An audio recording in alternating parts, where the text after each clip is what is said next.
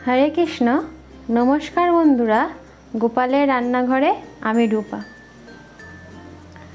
देखो आमरा तो कुमड़ो शाक नानान रकम भावे खेये थाकी। आज आमी बानाबो कुमड़ो शाकेर रसा। देखो कुमड़ो शाकेर रसा बानानोर जोन्नो आमी की निये नियेछि। एखाने शाक सुंदर करे छाड़िए धुए बानिये नियेछि काँठाल दाना और नियेछि झिंगे आलू दुटो काँचा लंका। कुमड़ो शाकेर এই রসাটি খুবই অসাধারণ, কিন্তু বানাতে খুবই অল্প সময়। শুধু একটু সেদ্ধ করে ফোড়ন দেব, তাতেই এত সুন্দর খেতে লাগবে। তোমরা দেখতে থাকো কিভাবে আমি এই রসাটা বানাই। ভালো লাগলে লাইক কমেন্ট শেয়ার করো আর আমার চ্যানেলটি সাবস্ক্রাইব করবে, তাহলে নিত্য নতুন নিরামিষ রেসিপি তোমাদের দেখতে সুবিধা হবে। দেখো এখানে আমি কড়াই বসিয়ে দিয়েছি। কড়াইতে দিয়ে দিয়েছি পরিমাণ মতো জল। জলটাকে আমি ভালোভাবে ফুটিয়ে নিচ্ছি। এবার আমি একে একে শাক দিয়ে দেব ফুটন্ত জলের মধ্যে।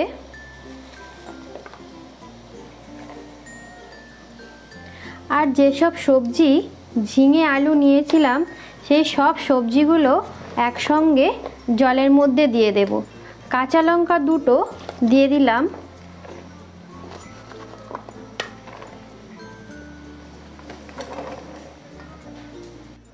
শাক সবজি দেওয়ার পর আমি এখানে দিয়ে দেব পরিমাণ মতো লবণ, দিয়ে দেব হলুদ গুঁড়ো।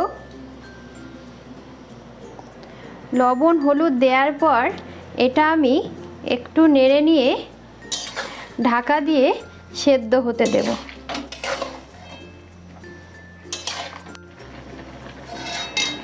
দেখো বন্ধুরা, সব কিছু ভালোভাবে সেদ্ধ হয়ে গেছে। কাঁঠাল দানা আলু শাক সব কিছুই ভালোভাবে সেদ্ধ হয়ে গেছে। আমি এবার এটা একটা পাত্রে নামিয়ে নেব। এবার আমি কড়াইটা ধুয়ে বসিয়ে দিয়েছি। এর মধ্যে দিয়ে দিলাম সরষের তেল। এখানে নিয়ে নিয়েছি দুটো শুকনো লঙ্কা, অল্প একটু পাঁচ ফোড়ন। ফোড়নটা এবার তেলের মধ্যে দিয়ে দেব।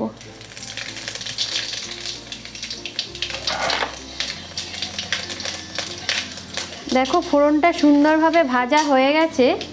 এবার আমি শাক সবজি সেদ্ধ করে রেখেছিলাম সেটা দিয়ে দিচ্ছি।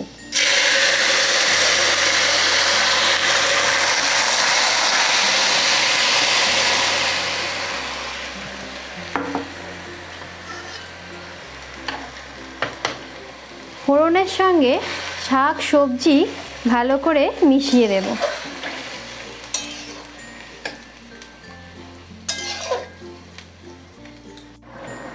ফোড়নের সঙ্গে তরকারিটা আমি কিছুক্ষণ ফুটিয়ে নেব।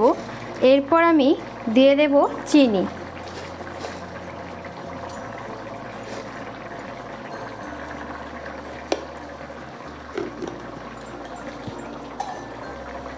রেডি হয়ে গেছে কাঁঠাল দানা দিয়ে কুমড়ো শাকের রসা।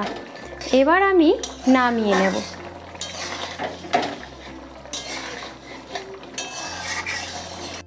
দেখো বন্ধুরা, দেখতে সাদা হলে কি হবে, এটা খেতে এত সুন্দর। বাড়িতে বানিয়ে খেয়ে না দেখলে বুঝতে পারবে না। তাহলে তোমরাও বাড়িতে এইভাবে কুমড়ো শাকের রসা বানিয়ে খাবে। কেমন হয়েছে কমেন্ট করে আমাকে জানাবে। হরে কৃষ্ণ।